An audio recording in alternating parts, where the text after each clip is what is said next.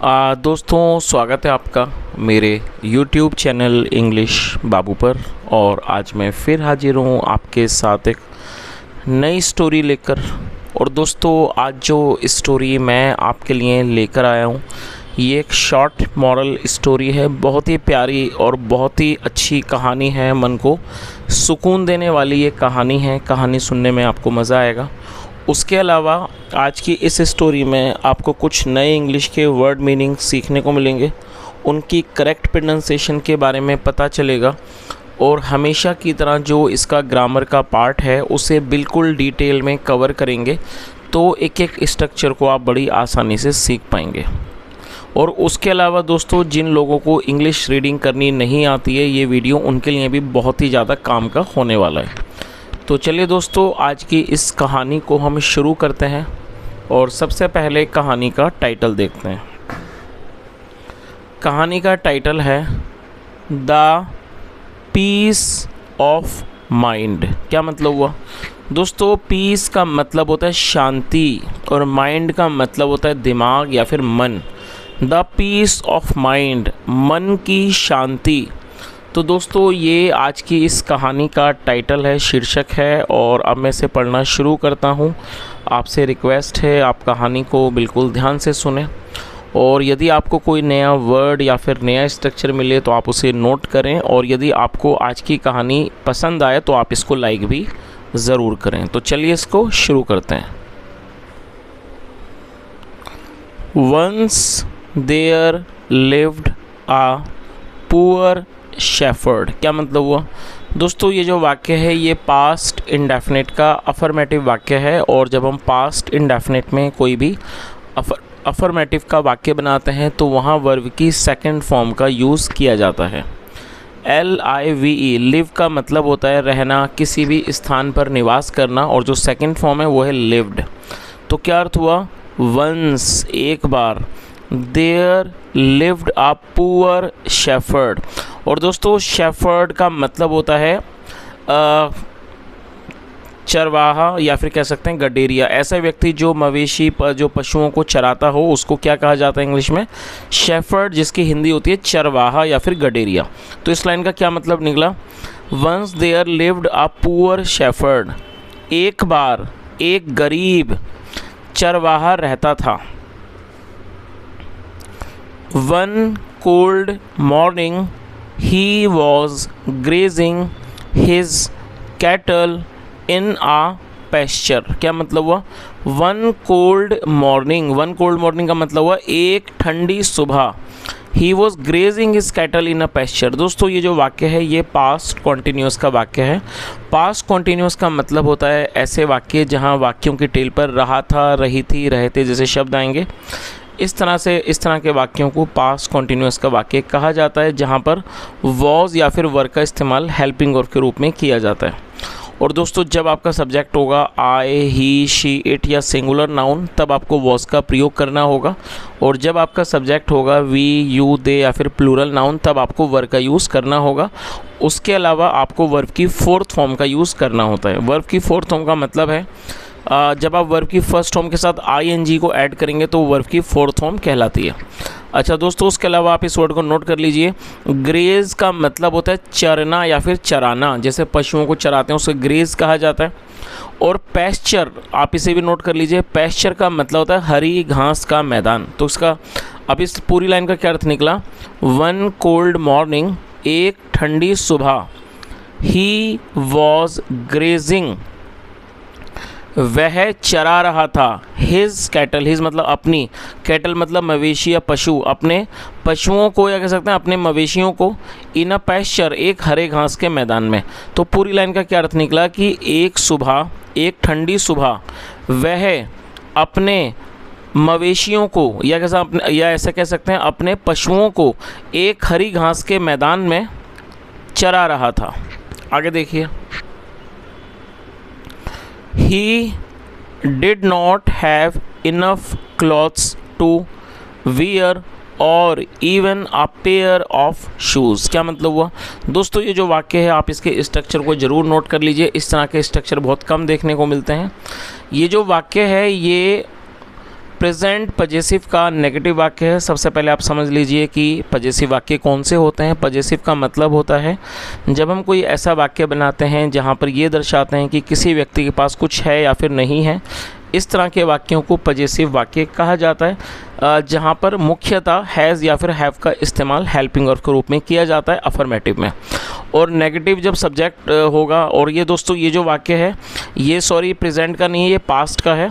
और अगर प्रेजेंट में आएगा तो डू नॉट डज नॉट के बाद हैव का प्रयोग किया जाएगा, और पास्ट में डिड नॉट के बाद हैव का यूज़ किया जाएगा। तो ये पास्ट पजेसिव का नेगेटिव वाक्य है। और अगर आप इसमें अफर्मेटिव वाक्य बनाएंगे तब आपको हैड का प्रयोग करना होगा।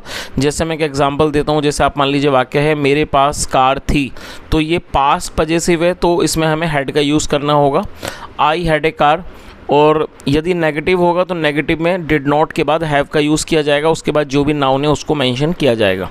तो इस लाइन का क्या अर्थ हुआ, ही did not have enough clothes. दोस्तों इनफ का मतलब होता है पर्याप्त, उसके पास पर्याप्त कपड़े नहीं थे। टू वियर, वियर मतलब पहनना, पहनने के लिए। और even a pair of shoes, और एक जोड़ी जूते भी नहीं थे। तो पूरी लाइन का क्या अर्थ निकला, he did not have enough clothes to wear और even a pair of shoes. उसके पास पहनने के लिए पर्याप्त कपड़े नहीं थे और जूते, एक जोड़ी जूते भी नहीं थे। अ पेयर ऑफ शूज़ मतलब एक जोड़ी जूते। आगे देखिए, a man on a horse came there. दोस्तों ये जो वाक्य है ये पास्ट इंडेफिनिट का अफर्मेटिव वाक्य है। और जब हम पास्ट इंडेफिनिट में अफर्मेटिव का वाक्य बनाते हैं तो वहाँ पर वर्ब की सेकंड फॉर्म का इस्तेमाल किया जाता है। COME, कम का मतलब होता है आना, और सेकंड फॉर्म है केम, CAME। अ मैन एक आदमी, ऑन ए हॉर्स घोड़े पर, केम देयर वहाँ आया। तो पूरी लाइन का क्या अर्थ निकला, a man on a horse came there, एक आदमी घोड़े पर वहाँ आया। He was a famous dacoit of that locality. और दोस्तों ये जो वाक्य है ये एक सिंपल पास्ट का वाक्य है। और देखिए सिंपल पास्ट का मतलब क्या होता है, जब हम पास्ट में कोई भी ऐसा वाक्य बनाते हैं जहाँ पर वॉज या फिर वर्ब का इस्तेमाल हेल्पिंग वर्ब के रूप में किया जाता है, साथ में नाउन या फिर एडजेक्टिव को लेकर वाक्य बनाते हैं। और उसके अलावा दोस्तों इस बात का भी आप यहाँ ध्यान रखें, जब हम सिंपल प्रेजेंट या सिंपल पास्ट में कोई भी वाक्य बनाएंगे तो वहाँ पर कभी भी एक्शन वर्ब का प्रयोग नहीं किया जाता है। और इसी कारण इस तरह के जो वाक्य हैं उनको नो एक्शन सेंटेंस भी कहा जाता है। तो इसका क्या अर्थ हुआ, ही वॉज अ फेमस डेकोइट, वह एक प्रसिद्ध डाकू था, ऑफ दैट लोकेलिटी, उस क्षेत्र का। तो पूरी लाइन का क्या अर्थ निकला, he was a famous dacoit of that locality, वह उस क्षेत्र का एक प्रसिद्ध डाकू था। और दोस्तों यहाँ पर एक छोटी सी इन्फॉर्मेशन मैं देना चाहूँगा, मैं समझता हूँ ये एक मिस्टेक है, बुक के अंदर ही मिस्टेक मुझे देखने को मिली। देखिए यहाँ पर जो फेमस शब्द है इसका इस्तेमाल किया गया, आप ऑलरेडी इसकी मीनिंग जानते हैं, स्पेलिंग को नोट कर लीजिए, FAMOUS, FAMOUS, फेमस का मतलब होता है प्रसिद्ध। लेकिन दोस्तों देखिए यहाँ पर जो हमने वाक्य देखा जो वो किसके बारे में, वो डाकू के बारे में।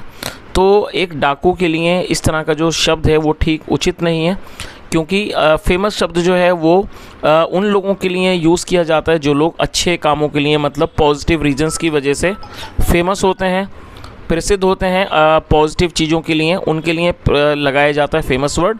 लेकिन यदि कोई व्यक्ति नेगेटिव कारणों से फेमस है तो उसके लिए नटोरियस वर्ड का प्रयोग किया जाता है। तो मैं समझता हूँ कि यदि यहाँ पर फेमस की जगह नटोरियस वर्ड होता वो ज़्यादा बेटर होता। चलिए कोई बात नहीं, फ़िलहाल फेमस है तो हम इसको फेमस ही पढ़ेंगे। तो इस पूरी लाइन का क्या अर्थ निकला कि वह एक प्रसिद्ध, उस क्षेत्र का एक प्रसिद्ध डाकू था। He dismounted and went to the shepherd. दोस्तों डिसमाउंट का मतलब होता है नीचे उतरना, सेकंड फॉर्म डिसमाउंटेड, और ये भी पास्ट इंडेफिनिट का वाक्य है तो सेकंड फॉर्म का प्रयोग किया गया है। ही डिसमाउंटेड, वह नीचे उतरा, and went to the shepherd, और चरवाहे के पास गया। ही सैड टू हिम, उसने उससे कहा, और ये भी पास्ट का ही वाक्य है। Come and work with me. दोस्तों देखिए ये जो वाक्य है ये एक इम्पेरेटिव वाक्य है जिसकी हिंदी होती है आदेशात्मक वाक्य। और दोस्तों जैसा मैंने आपको बताया एक इम्पेरेटिव वाक्य है। इम्पेरेटिव का मतलब होता है आदेशात्मक वाक्य।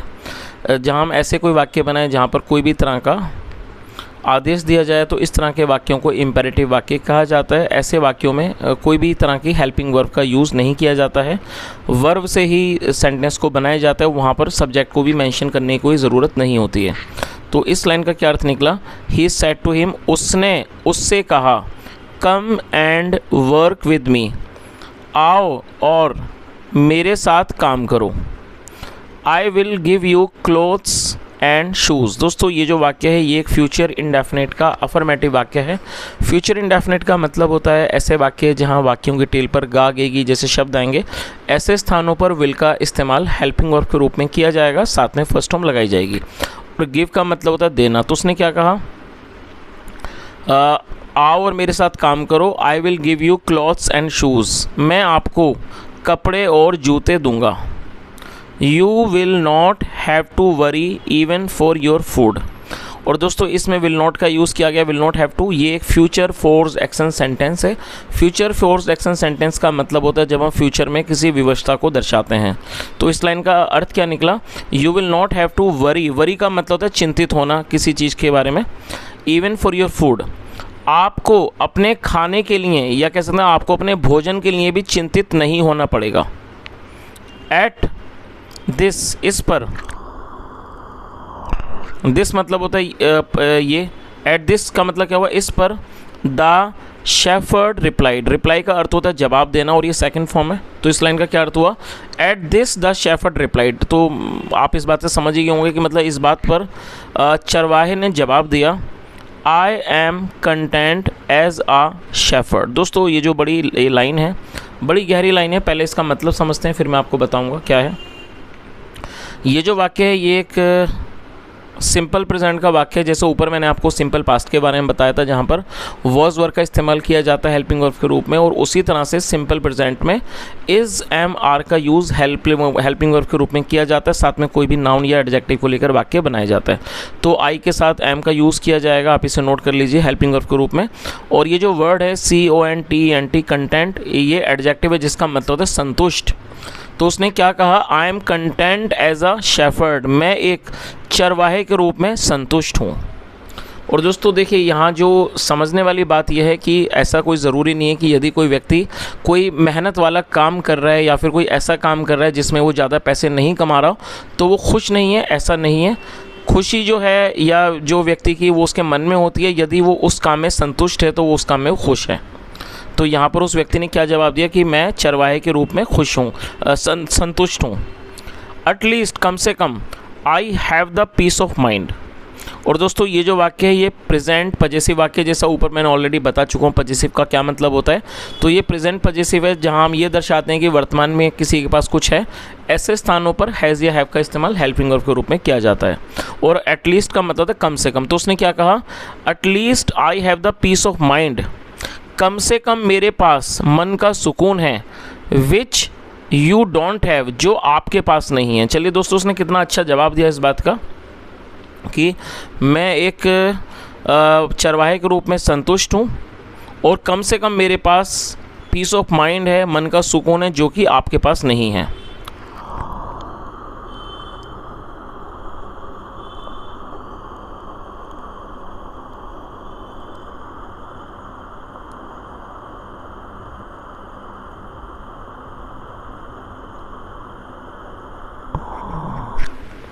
The dacoit was stunned to hear this.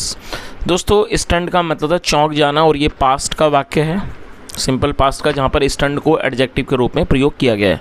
The dacoit was stunned to hear this, डाकू इस बात को सुनकर अचंभित हो गया। ही एट वंस, और दोस्तों एट वंस का मतलब तुरंत, ही एट वंस उसने तुरंत, he at once went to the police station, वह तुरंत पुलिस स्टेशन गया। और दोस्तों ये भी पास्ट का ही वाक्य जहाँ सेकंड फॉर्म लगाई गई है। एंड सरेंडर्ड हिमसेल्फ, सरेंडर का मतलब होता है आत्मसमर्पण करना। तो क्या अर्थ हुआ, he at once went to the police station, वह तुरंत पुलिस स्टेशन गया। एंड सरेंडर्ड हिमसेल्फ, और उसने अपने आप को आत्मसमर्पण कर दिया। चलिए तो दोस्तों, इस तरह से ये कहानी ख़त्म होती है और मैं समझता हूँ जो कहानी का मॉरल है वो आपको अच्छे से समझ आया होगा। यदि आपने कहानी को पूरा सुना है तो मॉरल बिल्कुल ही समझना आसान बात है कि जो इस कहानी में मॉरल बताया गया, तो कहानी का यही मॉरल है कि कोई भी व्यक्ति अगर किसी काम को अच्छे से कर रहा है और वो व्यक्ति ऑनेस्टी से उस काम को कर रहा है और वो कोई भी कुछ ऐसा बुरा काम नहीं कर रहा है, तो उस काम में यह हो सकता है कि उस व्यक्ति को उस चीज़ के पैसे कम मिलें या फिर फाइनेंशियली वो ज़्यादा तरक्की ना कर सके, लेकिन उस व्यक्ति को पीस ऑफ माइंड ज़रूर मिलेगा। तो दोस्तों, यही आज की कहानी का मॉरल था, जो कि मॉरल है कि ऑनेस्टी बहुत ही अच्छी चीज़ है। यदि व्यक्ति ऑनेस्ट है तो जो पीस ऑफ माइंड है वो उसको ज़रूर मिलेगी। तो दोस्तों, ये आज की एक छोटी सी कहानी थी। यदि आपको कहानी पसंद आई हो तो मेरी आपसे रिक्वेस्ट है, आप इस वीडियो को ज़रूर लाइक करें, चैनल को भी सब्सक्राइब करें और कोई भी आपका सुझाव हो तो कमेंट में ज़रूर बताएं। यहाँ तक सुनने के लिए thank you so much. Have a nice day and bye.